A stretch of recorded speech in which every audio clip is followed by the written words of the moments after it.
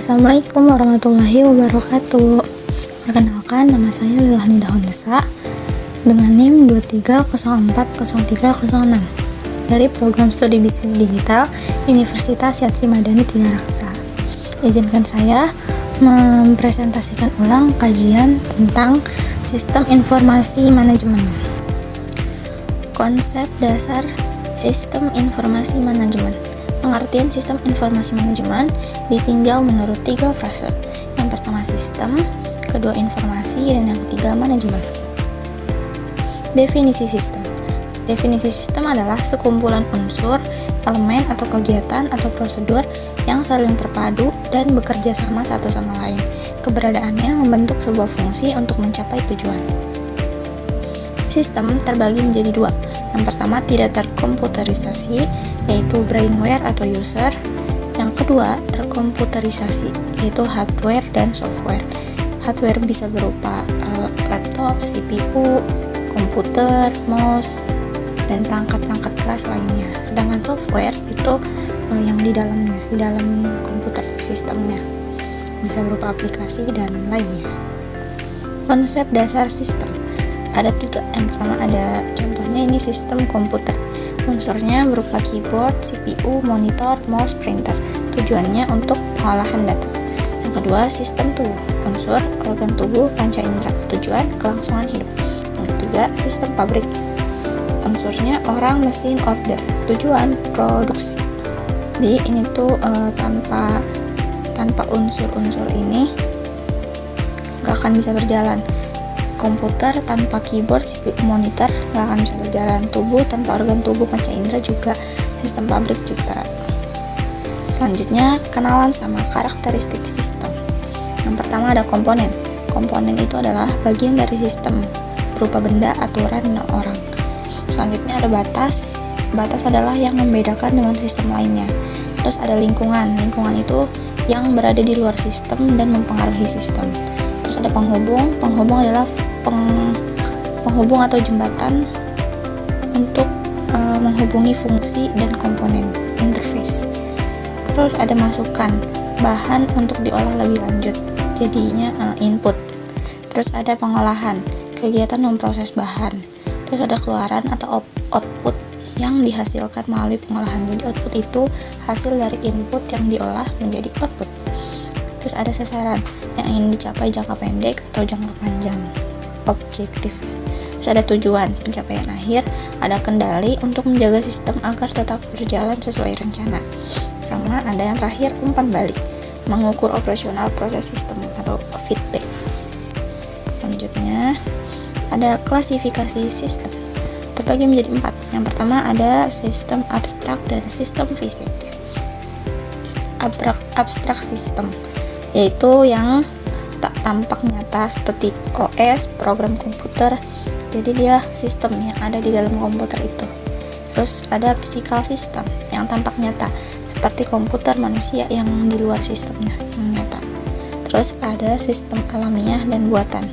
Natural system terjadi dengan sendirinya atau tata surya. Terus ada human made system, hasil karya manusia. Terus ada sistem tertentu dan tak tentu.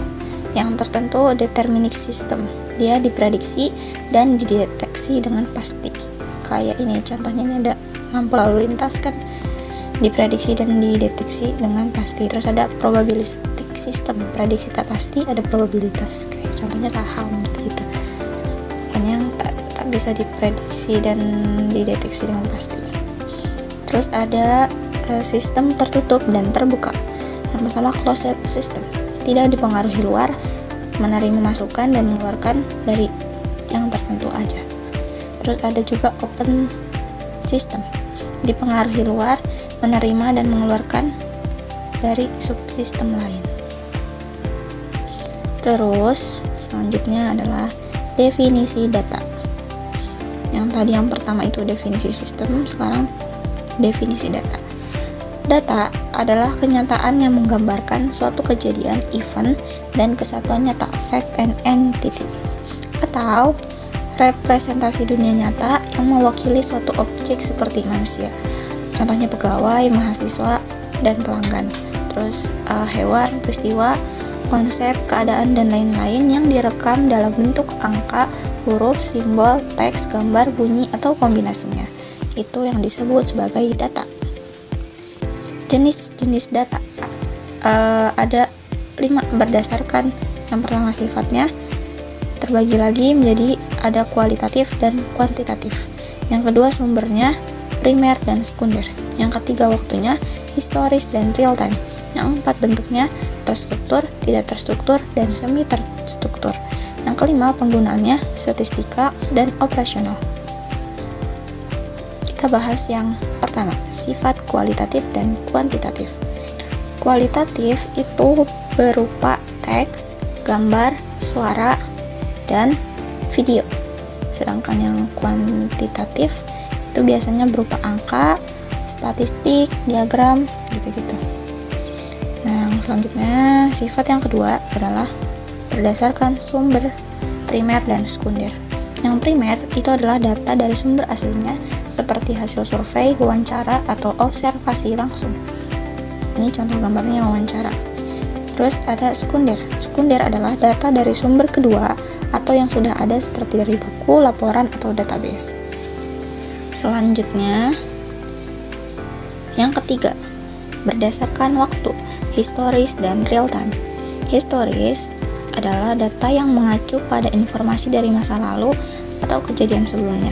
Jadi informasinya itu dari masa lalu atau kejadian sebelumnya. Jadi kita bisa dapatkan dari buku-buku yang lalu-lalu, sejarah gitu.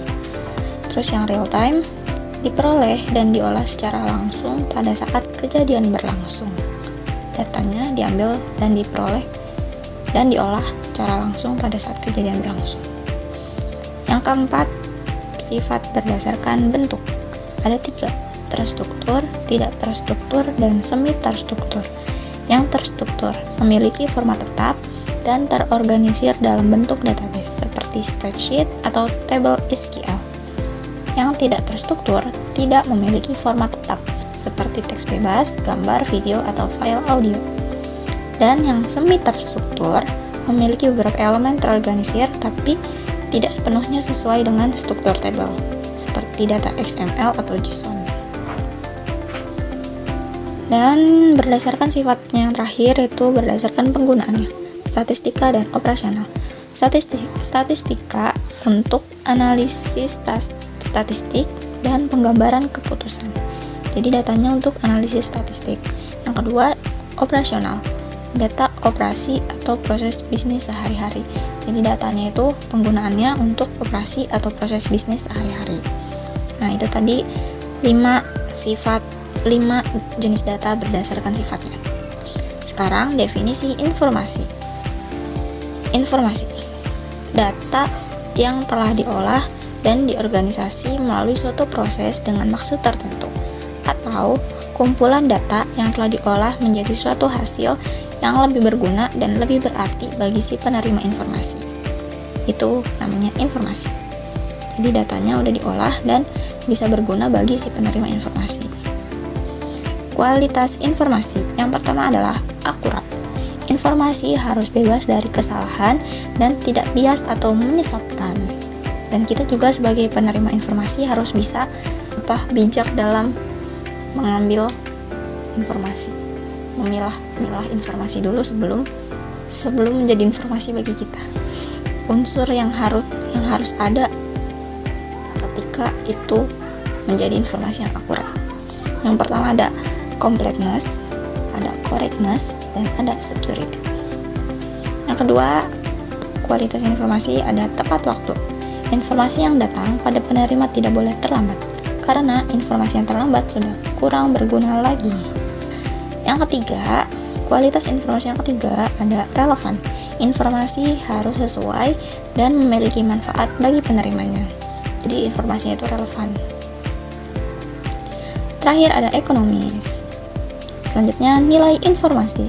Informasi itu jadi bernilai ketika ada manfaatnya dan ada biaya mendapatkannya. Selanjutnya siklus informasi. Jadi ini gambaran siklus informasi. Jadi yang pertama input data, kemudian datanya diproses, kemudian menjadi output. dari output dikeluarkan ke penerima. Kemudian penerima memberi umpan balik. Umpan balik menjadi data diinput, dan seterusnya siklus informasi menjadi seperti itu. Jadi begini, balik lagi. Selanjutnya, pengolahan data menjadi informasi. Yang pertama ada input data.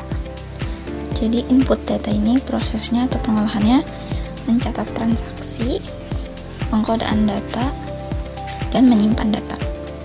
Selanjutnya yang kedua ada transformasi data.